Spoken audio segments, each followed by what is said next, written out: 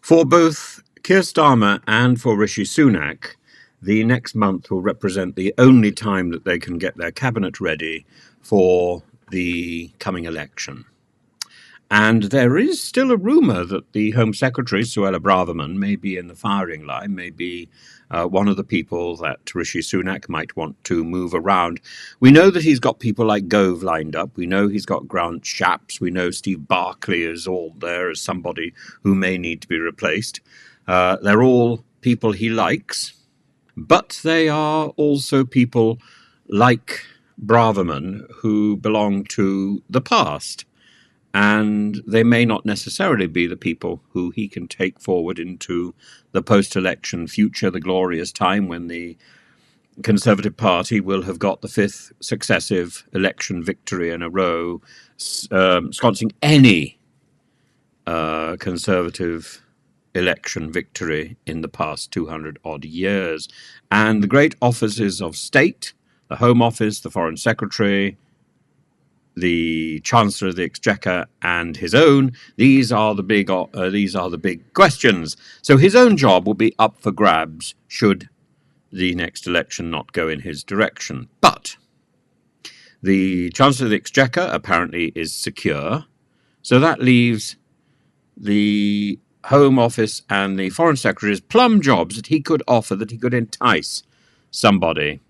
The Ministry of Defence, Ben Wallace. The rumour is that John Glenn, the Chief Secretary of the Treasury, will be moved in there. But there's plenty of rumour mongers suggesting that the Home Office may also need to be filled, because despite her rhetoric, despite her bombast and bravado, I was trying to combine those two words, I can't, she has failed to reduce the number of asylum seekers. She has failed to reduce the number of people in hotels. She has failed to cut the backlog. She has failed to stop the small boats. She has failed to put a small token number of migrants into a barge. So in every possible way, Suella Braverman has failed. There's chatter going on. She hasn't delivered. She has to go. Somebody actually suggested that she was a Conservative version of Audia. That's a fairly scatological thought, but anyway, playing into Labour's hands. Well, unless you're trying to build a house in an old-fashioned way, you don't particularly want your hands to be filled with fecal matter, particularly not fecal matter that is referenced to the Home Secretary herself. Has she herself produced it? Is this some sort of metaphor smeared on the wall? Dirty protest. So, no, I think Suella Braverman, there are people who are saying really bad things about her. People blaming one another, ministers blaming one another for the barge fiasco. There are some MPs who are normally supportive of Suella, and they believe that if she can't deliver, she must go. But who would replace her? And would somebody replace her who was expected to deliver the same deadbeat material? Would you simply be passing the order from one hand to another? The hot cakes. So, you know, that really is the problem. Or do you just leave her holding the can, so to speak? So there is a theory, and this is being put out in the press at the moment, weekday by weekday. It's extraordinary how many times this story has run, that the Labour Party cannot win when people are anxious about the economy. That the Labour Party has never won when people are anxious about the money in their pocket. They always think that the Conservative Party is the one to reassure them. And maybe that gives Rishi hope. But there's also a theory that a Conservative Party is only elected when the people around the Prime Minister are seen to be loyal and of the broadest possible church. But we don't have that at the moment. What we have is people who are all over the place, people who are hated nationally, and people who do not warm necessarily to the Prime Minister's vision. So, if Suella Braverman is safe, the theory goes, then so is Oliver Dowden, so is Jeremy Hunt, so presumably would be Grant Shapps, so presumably would be Lee Anderson. But Lee Anderson, what does Lee Anderson bring to the table except the illusion that the Conservative Party has embraced its working class roots? I'm afraid there is, although there is optimism running around the place for some bizarre reason, there's also a very large number of people in the Conservative Party in the House of Commons who recognise that there is writing on the wall, their seats are up for grabs, and they must start looking for a job. And one of those, of course, is Lee Anderson. Another one is Rees-Mogg. Another one is Nadine Dorries. I mean, they've all got jobs. Esther McVeigh. They've all got jobs. They're hedging their bets. Well, why would you be the deputy party leader if you're hedging your bets about the possibility of a victory at the next election? You're not exactly giving a very good example to the troops, are you, Lee Anderson?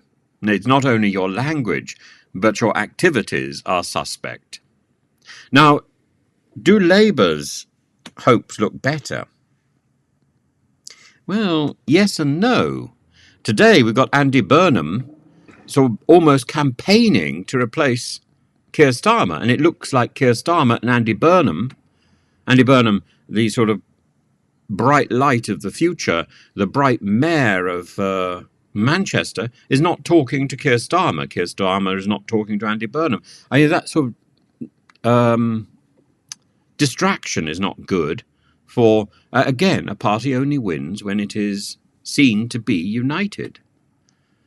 And what is the Keir Starmer ideology? What is Keir Starmer offering?